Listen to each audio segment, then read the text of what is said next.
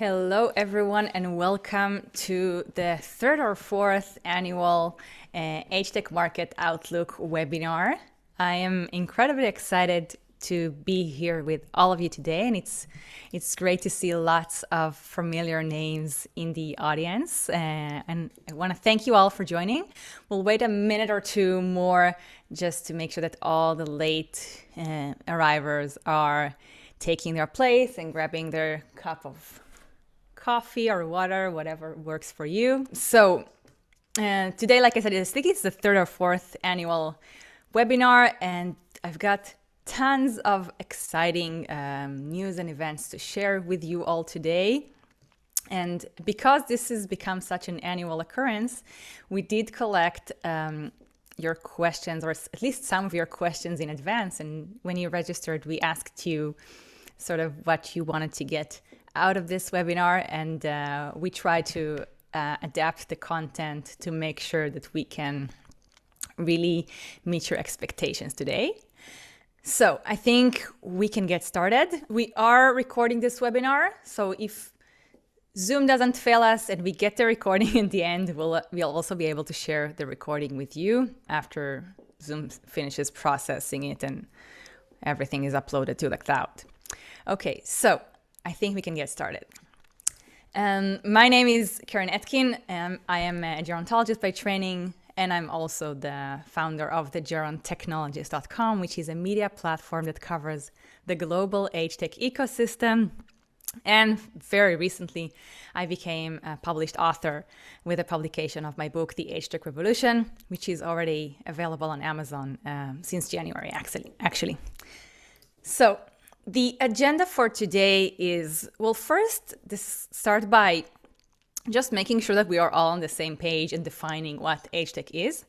And then we can dive into the current state of the AgeTech ecosystem. We'll talk about some of the major events that have happened in the past year. We'll also talk about some new and noteworthy AgeTech offerings. And then for the last part, we'll talk about open opportunities. I know that we have many entrepreneurs and C-level executives in the audience who are really opening their eyes and ears all the time for new opportunities, new business opportunities. So I will say basically what I think are the biggest opportunities in AgeTech right now. And we'll also get our crystal ball out and take a look into the future. And at the end of all of this, we'll open the floor up for questions, and we'll have a Q&A session. If you have any questions during my presentation, you can feel free to write them down in the chat. I can't promise that I'll have the time to answer them during the presentation, but we'll make an effort to get to all questions at the end. So, are you ready? So, and like I said, I want to start by just making sure that everyone is on the same page and defining what AgeTech even means. So, I like to define AgeTech as technology that is designed to meet the needs and wants of older adults while including them in the design process. This is an incredibly critical component, I believe, to creating a good, solid AgeTech product. So for many of you who have already been working in this ecosystem for the past few years, I'm sure you get the confusion in the general public on what AgeTech even means, right? Because there is this assumption that once you reach a certain age, let's say the age of 65, you only need health products or you only need accessibility products. And while there is a need for digital health products and accessibility technology in old age, there is also a lot of white space in between, right? So AgeTech is not just about digital health. It's not just about accessibility. It is also about wellness, right? It's also about the financial wellness aspect of aging. It is also about making sure that people aren't lonely or socially isolated. It's also about lifelong learning and starting a new career after retirement or unretiring. So there is really a lot more to the AgeTech ecosystem than digital health or wellness. So what is the current state of the AgeTech ecosystem? A lot has changed in the past decade or two. So if we look at tech adoption among older adults, for example, the numbers have skyrocketed over the past 10 or 20 years. And especially over the past decade, since 2012 or so, older adults have been adopting technology in increasingly growing numbers. So every device you can think of, from a smartphone and a tablet to a smart TV and a smart speaker, all the way through social media. We even have older influencers today with tens of thousands of, or millions of followers on various social media channels. So older adults are definitely using technology in this day and age. And so we have a new ecosystem that has emerged over the past few years, which is the AgeTech ecosystem. So what you see on the screen right here is the annual AgeTech market map, which I publish every year. And it is a sort of an overview of all the startups that are developing products and services that are tech-enabled to meet the challenges of aging and to meet the needs and wants of older adults. And of course, it's not just startups, it's also big tech companies, right? So Google, Apple, Amazon, especially Apple and Amazon, have all been taking major steps towards getting a share of this market, of the older adult market, using their existing consumer technology offerings. And we'll get to that in the next few slides. So another part of the AgeTech ecosystem are, of course, dedicated AgeTech funds and accelerators, right? There are multiple AgeTech funds and accelerators spread out all over the world today. So we've got, even in Israel, we've got Mediterranean Towers Ventures, which is a VC that was created by Senior Living. And in Canada, we've got the Center for Aging and Brain Health Innovation. And in Belgium, there's the Birdhouse. And in the United States, there's Techstars and Primetime and 1843 Ventures and Generator Ventures and Third Act and Zinkler Linkage. There are really multiple players in this space today that are either providing funding or providing dedicated acceleration programs specifically for AgeTech startups. And for this webinar, I went to Crunchbase to try to see who are sort of the most active AgeTech funds, or who has made the largest number of investments. And I actually found out that Primetime Partners, with about 27 deals under their belt in, I think, under 2 years that this fund has been in existence, is currently the leader of this imaginary scoreboard that I just made up. So it's really a wonderful development to have all of these dedicated funds, all of these dedicated accelerators, and also a lot of funding being poured into AgeTech over the past few years in general. So Crunchbase has been reviewing the numbers, and the number of deals in AgeTech has been growing. The total amount of funding in AgeTech has been growing. And obviously, this funding, we can't attribute all of that to the dedicated AgeTech funds. So there are a lot of digital generalist funds and also digital health funds who are currently funding these startups. So what are the major events that have happened in the AgeTech ecosystem over the past year? I'm going to take a sip of water and give you a dramatic pause right now. So in the past year, there have been multiple really interesting events that have happened, both on the funding side, on the mergers and acquisition side, and also on the side of product launches. And we'll get to those very interesting product launches in the next few slides. So the first major event that has happened is the acquisition of Home Instead by Honor. So Honor launched in 2014 as a tech-enabled home care company, right? The company was founded to solve one of the biggest challenges of aging, which is caring for your older parents, right? And Home Instead has been around for 27 years, and they are the largest network of independently owned and operated home care franchisees in the world, right? They are huge. So in August, Honor, which has raised about $600 million to date. Part of it is VC funding and part of it is debt. In August, Honor announced that they are acquiring Home Instead. And this results in basically a home care giant, a $2 billion home care giant that represents about 2 billion in home care services annually. And it basically creates this giant that's the largest player in the home care industry, which is an industry that's worth hundreds of billions of dollars. So what this basically means is that you have the high-tech home care, which is Honor, and the high-touch home care, which is Home Instead. And bringing those two together is an effort to really bring better care at scale, which is obviously a huge challenge in this industry because of the caregiver shortage. Another major event was the acquisition of Aging 2.0 by the Louisville Healthcare CEO Council. So Aging 2.0 is probably the largest global network for aging innovation on Earth, right? They have over 130 chapters and they are active in about 40 countries, and they have tens of thousands of members. So they were acquired by the Louisville Healthcare Council, and this acquisition was announced during their Bridge the Gap event. I think it was in October of 2021.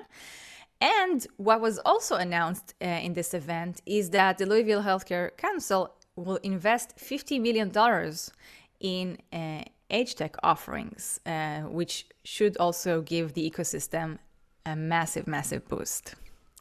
Another event that's very, very recent, from about 2 weeks ago, is Magnify Ventures' new fund. They announced that they are launching a $52 million fund to invest in the digital transformation of the care economy. And for those of you who haven't seen the care economy report from last year, I highly, highly recommend that you read it, or at least that you read my recap on it. I do have a recap of this report on the General Technologist. So this report was published last year, and it's a combined effort by the Holding Co. and Pivotal Ventures. And what they found was that the care economy is estimated at around $648 billion. And aging in place and home care-based services are a big, big part of it. So that's the sort of the investment thesis of Magnify Ventures. And I think it's a great thing to have another fund in this space, and especially a fund that is focused on the care economy, because I think it's really an underserved market in the terms of funding to startups that are really focusing on the home care side of things. I think that the instant delivery side of things is pretty much covered.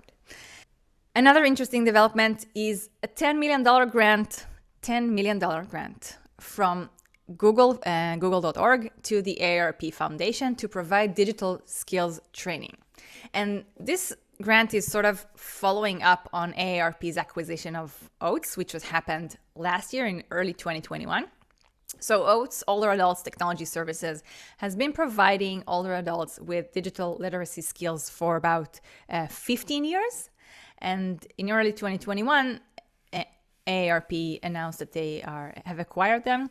So this grant, I guess, is sort of to help AARP's efforts in that domain, which I think, again, is critically important, because what we've seen during COVID is that older adults who lacked digital literacy skills more often than not found themselves really isolated. And when the vaccine distribution started rolling out, they could even find themselves without access to a vaccine appointment, which really put their lives at risk. New unicorns. So we've got 3 new unicorns that emerged in the past year in the AgeTech ecosystem. Honor is obviously one of them, with $625 million in funding to date. It's really an insane amount of funding, and I assume a huge portion of that went into the acquisition of Home Instead. Another unicorn is Canada's Alaya Care, which is a developer of home care management software, right? The billing, management, payroll, staffing. Alaya Care does all of that. And the third unicorn is, of course, Papa, a Miami-based companionship on-demand startup that launched in 2017 with the Grandkids on-demand offering. And they've since expanded their offering to include multiple types of services. And it's not just college students who are providing the companionship. It's basically everyone. Everyone can sign up to be a Papa Pal. So congratulations to all our 3 new unicorns in this space. And now I want to talk about some new and noteworthy products that have launched in the past year in the AgeTech ecosystem. So the first is not really, it's not a new product. Amazon Alexa is not new, but the Alexa Together offering and the subscription that it includes is new. Amazon actually started testing the waters in AgeTech a couple of years ago with the launch of the Alexa Care Hub, which was then a free offering, and probably even before that with the launch of the drop-in feature, which allowed people to basically drop in unannounced on their older loved ones' Alexa devices if they sort of configured it in advance and they got permission from their older loved ones to just pop up on their screen in a video chat. So the Alexa Together is the first holistic offering that covers all bases. It covers reminders, it covers wellness monitoring, it covers fall detection, third-party sensors, and it's a really interesting offering from Amazon, especially because it's also connected to a 24/7 emergency call center. And of course, you have to pay for the subscription. So I've got a video explaining what this new feature is all about. So we'll just watch it real quick. No video? Alexa, start my day. Good morning. This is Alexa Together, a remote caregiving service used with Echo devices that helps you care for your loved ones, even when you're apart. You've always been there to help. With Remote Assist, you can do even more, like using your phone to set a reminder on a loved one's Echo device. This is a reminder. Take your pills. Alexa, thank you. Alexa, drop in on Mom. Hey, baby. How those reminders working out? That's between me and Alexa. I see how it is. Alexa Together also includes urgent response. Available 24/7, your loved one can access it just by asking Alexa. Alexa, call for help. No phones to find, no buttons to push. Calling urgent response. Hello, this is Johnny with Amazon Emergency Services. Even if you're not there, Alexa Together allows multiple family members to receive notifications and stay informed about your loved one's well-being. Dad, what happened? Twist my ankle. Stay where you are. I'm coming over now. Love you. You can also set up customized alerts, like a notification if your loved one hasn't used Alexa for a while. What are you up to tonight, Mom? I decided to stay home and finish my painting. Well, I'm just calling to check on you, Mom. Love you. Good night, son. Alexa Together from Amazon. Stay close to your loved ones wherever you are. So I think, first of all, this is a really interesting offering and also a really interesting video because it obviously targets the family caregiver, right? The adult child that is concerned about their older loved one. But it also addresses some of the privacy concerns that older adults might have with this service. So I think it's a really interesting offer and a really interesting video. So next up is Apple. Apple has also been in the AgeTech space for the past few years, ever since they launched the fall detection feature on their Apple Watch. And they also launched a feature last year that allows people to use the Apple Watch without an iPhone as a family setup mode. So what they made available with the iOS 15 is their gait assessment or walking stability feature. So basically, everyone who uses an iPhone 8 or later with iOS 15 is able to get an assessment of their walking steadiness and actually get alerts if your walking steadiness decreases and your risk for falling increases. And you can also share this information with friends, family, or even with your healthcare provider. So this is a really interesting offering that Apple launched that is really available for everyone. Another really interesting product that found out about through Techstars, actually, because I got to be a mentor at Techstars Future of Longevity Accelerator this year. And this is Bright's lamp. So what Bright does is they basically use the science of light therapy to help reduce the symptoms or possibly to slow the progress of Alzheimer's disease. So There is a video explaining exactly how this works, so let's check it out. Researchers at leading brain health institutes have found that 40 Hz lights can mimic and induce healthy gamma rhythms in the brain. Exciting the brain's natural cleaners, scientists saw 50% reduction in plaque accumulation. 40 Hz light therapy is now known to improve memory, mental acuity, and attention. This form of light therapy could potentially slow the course of Alzheimer's disease. These studies are the first scientific findings offering a non-invasive treatment for Alzheimer's and are the inspiration for Beacon 40 light systems. Decades of dedicated research suggest that a lifestyle that includes a healthy diet and exercise routine with social engagement and mental stimulation are essential measures in preventing Alzheimer's disease. So again, incredibly interesting product, non-invasive, and it is evidence-based, so what more could you ask for? And the last interesting product offering that I want to show you today is Life Stories offering, and it's not just because William Shatner is the presenter. What Life Story has to offer you is basically the opportunity to not only create video stories and life stories using video, but also to make them searchable. So we'll let Shatner do the explaining. Today, you are here. But one day, you'll be an ancestor to a kid who wants to know where they came from, their roots. That's you. Now, imagine, hundreds of years from now, they could reach into the past to talk with you. You could talk back. That's possible. With StoryFile Life, you could record yourself on your desktop computer and mobile devices. And within moments, artificial intelligence transform your video responses into real-time, interactive conversation. This is the real you. No avatars, your authentic self for all time. It's our responsibility to pass the torch down through the ages so that the future generations can carry our legacy forward. Everyone has a story to tell. Now share your story file with your friends and family or the world. There's no time like the present.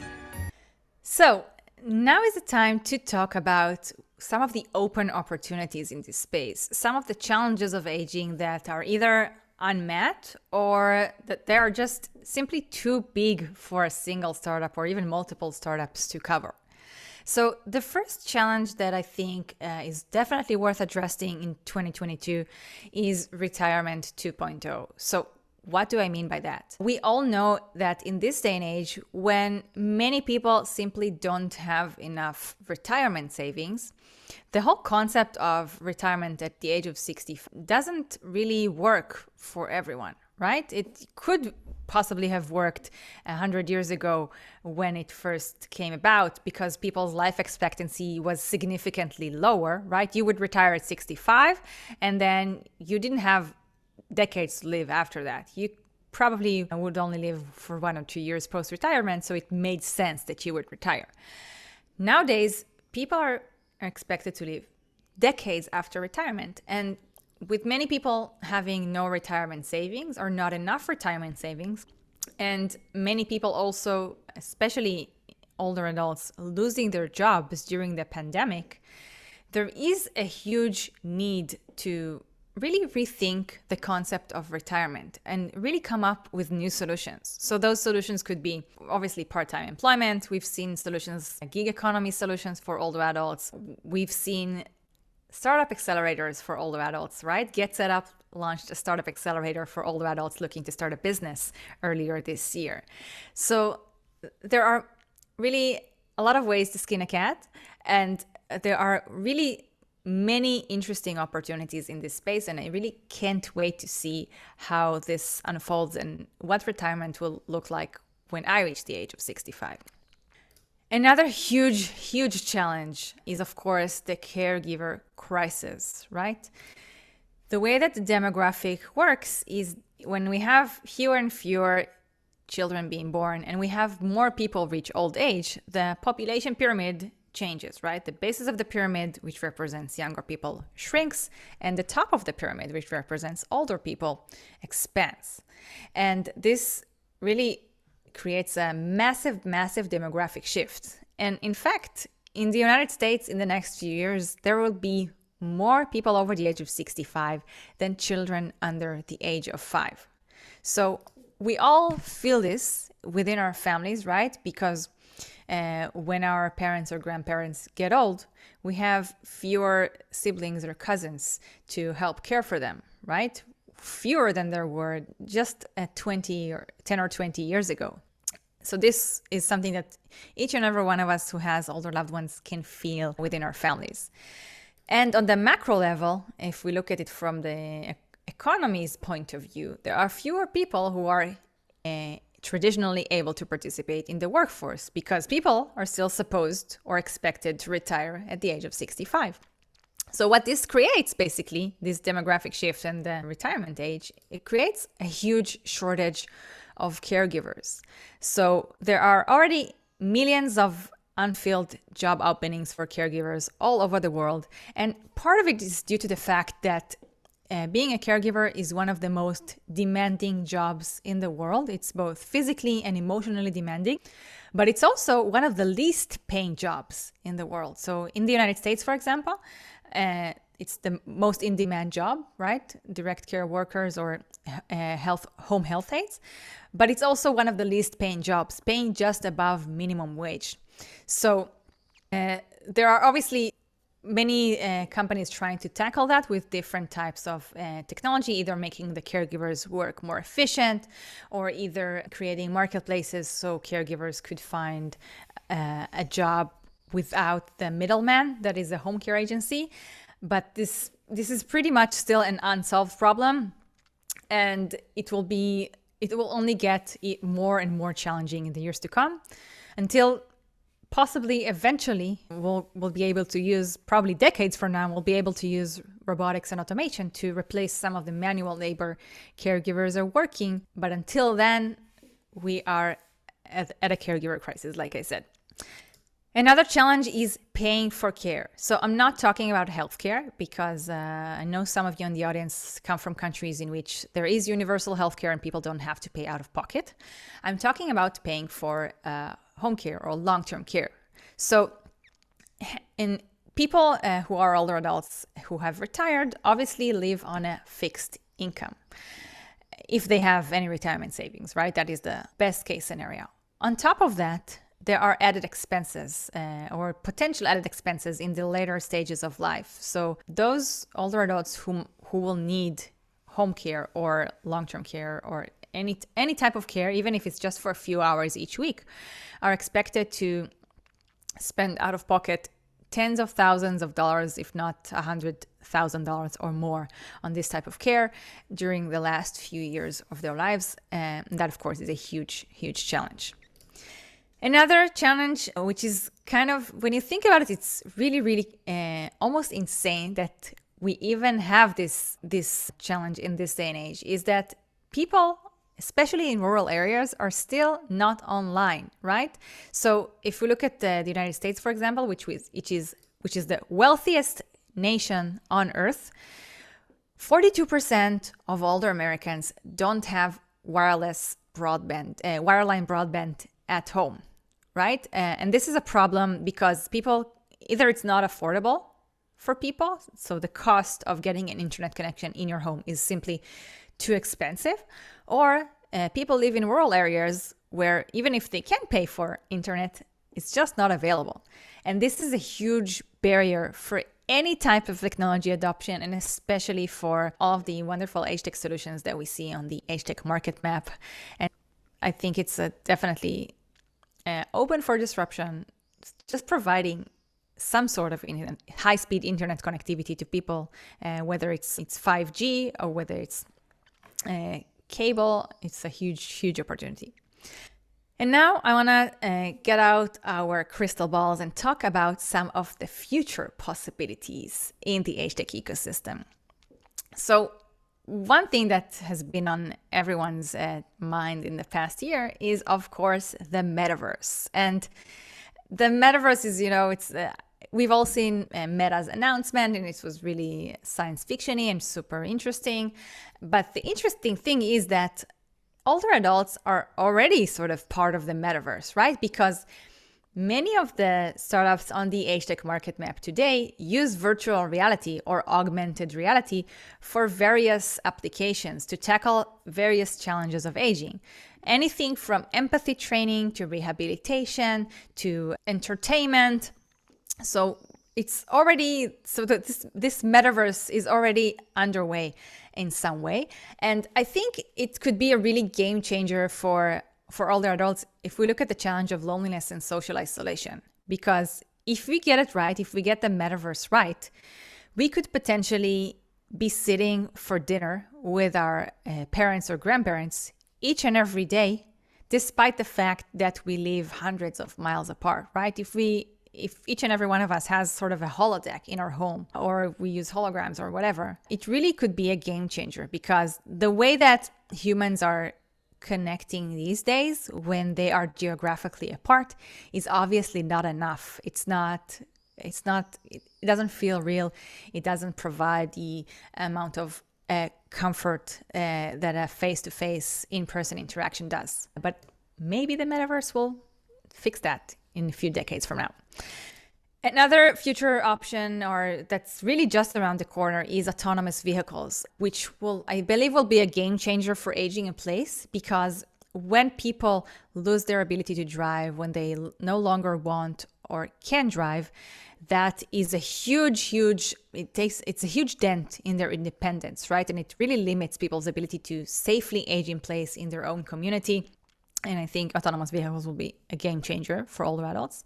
And last but not least is the whole robotics and automation part. I touched upon it very briefly when I talked about the caregiving crisis, but I think robotics and automation, again, could be a game changer for aging in place, because if our homes will be able to sense our needs and provide them for us using robots, for example, or any type of sensors and weather automation in our homes, it could really free up the hands of humans to do the things that are uniquely human, and to allow caregivers to provide more comfort and emotional comfort and emotional support and companionship, rather than being preoccupied with washing the dishes and food preparation and rearranging the pantry. So before we open it up for questions, I have an important announcement to make. So the important announcement is that we've got 2 live online workshops, 2 AgeTech Academy Intro to AgeTech live workshops happening this month and the next month. One of them is for AgeTech startups, so startup founders, employees, product managers, software engineers. The Intro to AgeTech for startups is for you, starting on May 23rd. And the other one is for elder care professionals. So the content will be slightly different in each of these workshops. And these are both 4-hour live workshops split into two sessions. The registration closes in just a few more days. And those of you who have attended the webinar today can get a discount if you sign up within the next 48 hours on all bundles. So even the most basic bundles include, of course, the attendance to the workshop, and they include your access to the AgeTech Academy member and alumni network, in which you can find obviously all of the other members and alumni and connect with them. But we also have monthly AgeTech briefings and Ask Me Anything sessions that are exclusively available on the platform. And you get a digital copy of the AgeTech Revolution book. And that is just the basic bundle. So if you head over to the AgeTech, thegerontechnologist.com/academy, you can find access to both of these workshops. And I will obviously send you an email after the webinar with the link and with the coupon code, so you don't have to remember or memorize anything.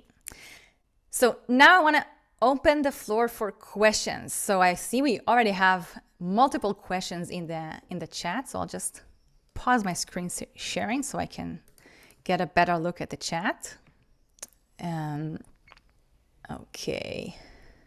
Marcus is asking, are there published programs for the 2 workshops? Yes, absolutely, Marcus. You can head over to thegerontechnologist.com/academy, and you can find both of these workshops programs from there, and also all of the bundles. Could you share with us all the video links? Yes, Silane. Hi, Silane. Nice to see you again. So yes, I will definitely share the links to all of the videos that are mentioned in this webinar. Silane is also an alumni of the AgeTech Academy, so it's great to see you again. Any other questions?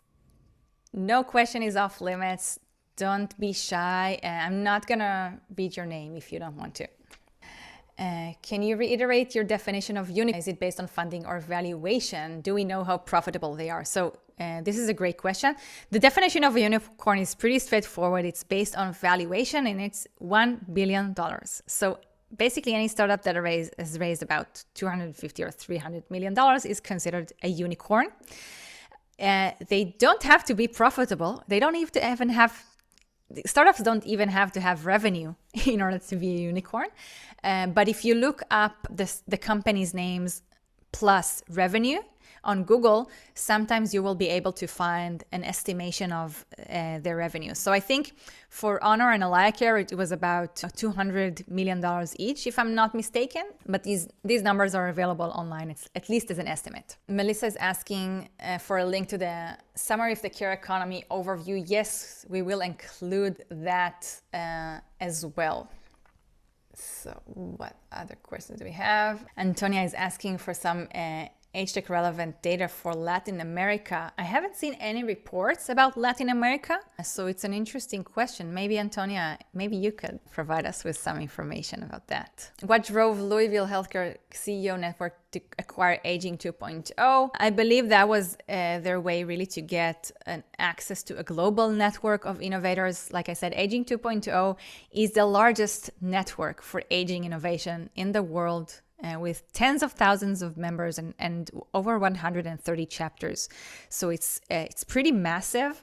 And before COVID, it was mostly based on in-person meetups. And there were a lot of connections being made there, and a lot of deals sort of came about after people met at Aging 2.0's events. So I guess that was the idea behind this acquisition. What else do we have? I see Silane can provide info on Latin America, and specifically on Brazil. So yes, Silane, we would love to have this information. So Rob is asking on passively data generated from the home to address safety, wellness, and better health outcomes. So I think what will eventually end up happening is that all of the different sensors that we either wear on our wrists or have mounted on the walls, I think it's very likely that those will end up being actually embedded in our homes. So our homes will be able to sense, first of all, when they're occupied, and turn the lighting and AC on and off to save energy.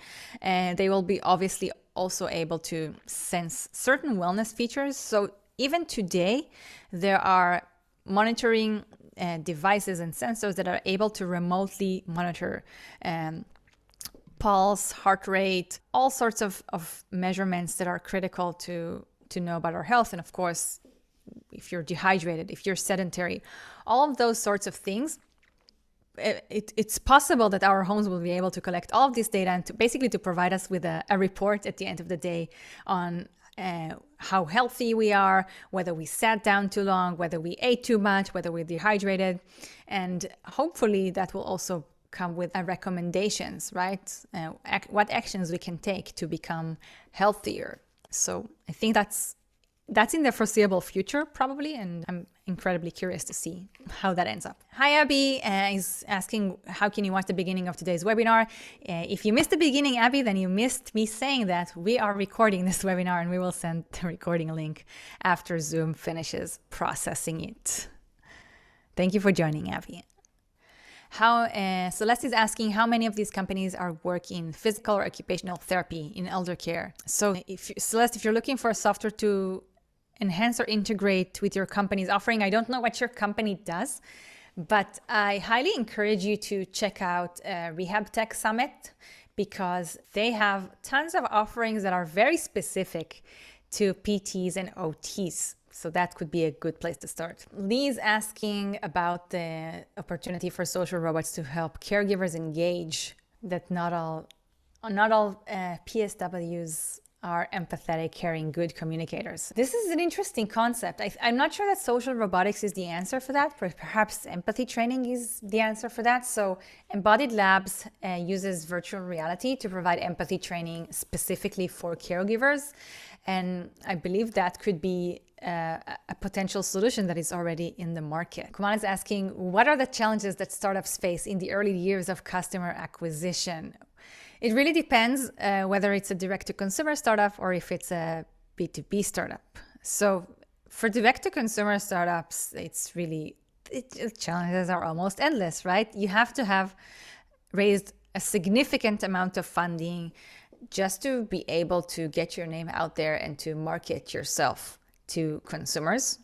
So that's arguably the biggest challenge. I mean, even if you create an amazing product, you have to spend a lot of money to get people to even consider buying it. So the customer acquisition costs are really, really high for direct-to-consumer electronics or any direct-to-consumer offering, basically. And if it's a B2B startup, again, you have to rise above the noise because businesses in this space, elder care providers get pitched all the time, right? They get pitched on the phone, they get pitched in conferences, they get pitched via email, via LinkedIn.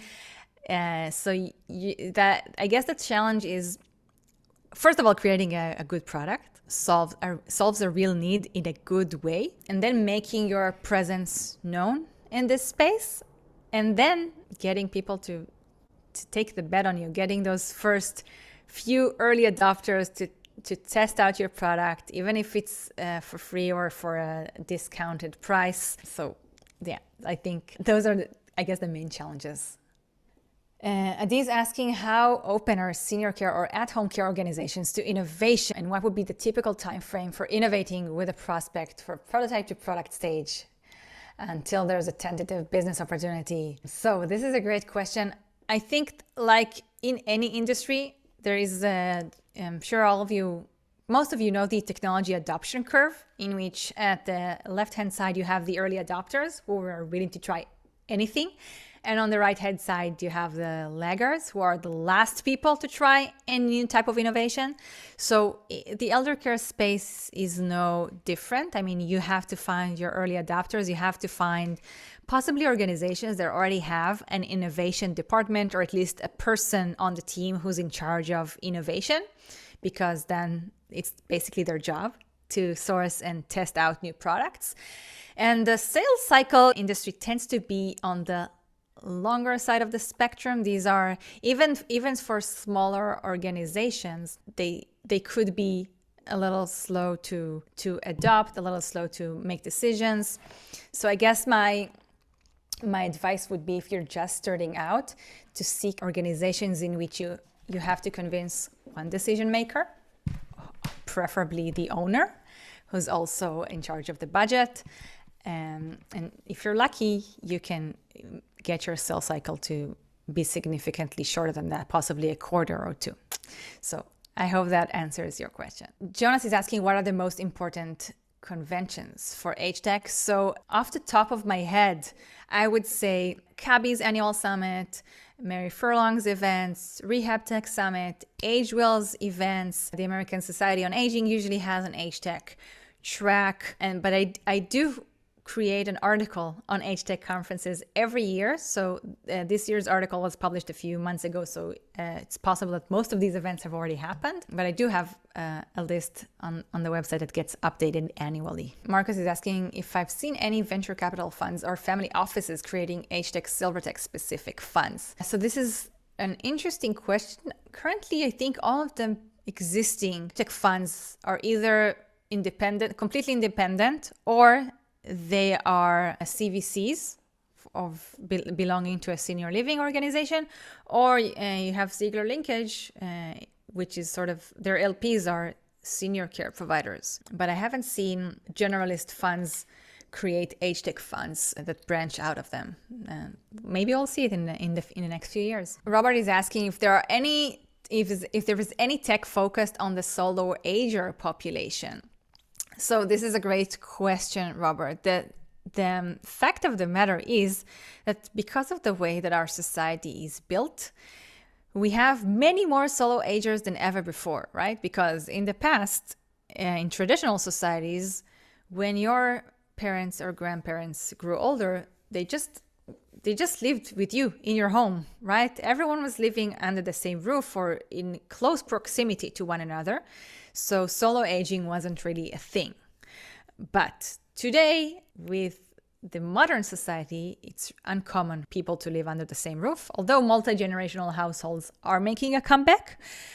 So I would argue that many, if not most, of the offerings on the AgeTech market map could better serve solo agers. So if you're aging in place by yourself, it generally is much more challenging than aging in place with even with a sibling, or especially if you're aging in place with a child or a grandchild.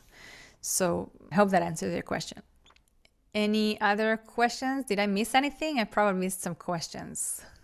I see someone is creating a webinar on social robotics in Latin America. That's exciting. So if there are no further questions, oh, there is another one. Any thoughts on what Google or Meta might be doing for seniors, and how big do you think Alexa Together will get?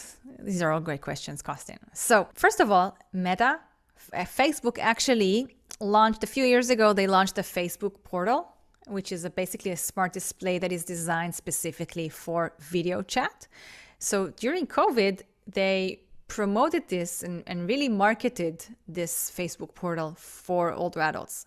So you could say that Meta has already started testing the water and started offering something to older adults. For Google has been also adapting some of their smart displays, their Google Nest Hub Max for older adults. And during COVID, they actually piloted their smart displays in senior living communities. And they also have a manual on their website for family caregivers on how to install these Google Smart Display for their older loved ones. And how big will Alexa Together get? There's really no way to know. I think Amazon already sold hundreds of millions of Alexa devices. So it's possible that every older adult who has an Alexa device will eventually end up having an Alexa Together subscription. Who knows? I guess it all depends. It mostly probably depends on the family, first of all, on their ability to install the Alexa device and then to pay for the subscription. Jeff is not a fan of aging in place. Hi, Jeff. It's good to see you. I've heard thriving in place. I think thriving in place is a good term. And I think I think language shapes our worldview. And I think anything should be open for discussion, including the term aging in place. I invite you to start the discussion, Jeff. I know you probably have a lot to say. Laura is asking about an app for caregivers to create care teams, and does that help with the care crisis? So I think every little bit helps, right? Every little bit of help that family caregivers can get is a great thing, whether it's resources or whether it's support from their employers or whether it's a care coordination app. But at the end of the day, people still have to spend hours, sometimes 20 hours a week, in the role of a caregiver, of a family caregiver. And while an app can help coordinate and maybe help delegate some tasks to other family members, it's still a lot of work. And I honestly don't know how the caregiver crisis could get solved in the next few years. In addition to social robotics and the example of robotic cooking, what are the areas are you seeing as robotics in the senior space? So we've seen robots. I don't think we've seen household robots for cooking yet. The robot that I showed you is something that I think I found on CES or something. But there are already obviously robot mops and robot vacuums that are pretty common. And very soon we will have robots carrying stuff in the house, right? So Labrador Systems is working on such a robot, which should become commercially available very soon. And you know, even just carrying stuff up and down the stairs, there's also a Canadian company developing a robot that is able to carry stuff up and down the stairs. Even that is a huge, huge thing for aging in place. So we'll probably see multiple types of robots performing multiple functions in our homes. So it's not going to be not R2D2. It's not going to be C3PO doing everything in the home, right? It's probably going to be multiple robots. Arlette is saying that my focus is on accessible digital health for low-income seniors in low to middle-income countries. It's very difficult to get investments. Any ideas? It's a pretty broad question. I don't know what stage your company is in or which country are you based, but I know it generally could be hard to get an investment if you are pre-revenue. Some investors want to see some cash flow going into the company before they write a check. So I guess if you have the ability, if you can afford to bootstrap, that would be my suggestion. Any other questions? So if there are no more questions, I think we can wrap up this webinar. I want to thank you all for coming today, and I want to invite you all to participate in our upcoming workshops in the AgeTech Academy. I will send you the recording link for this webinar, as well as the discount code that is only valid for the next 48 hours. And of course, the links to both courses so you can check out the contents of the sessions. Thank you all for joining. I appreciate your time, and we'll see you hopefully next year. Have a good day.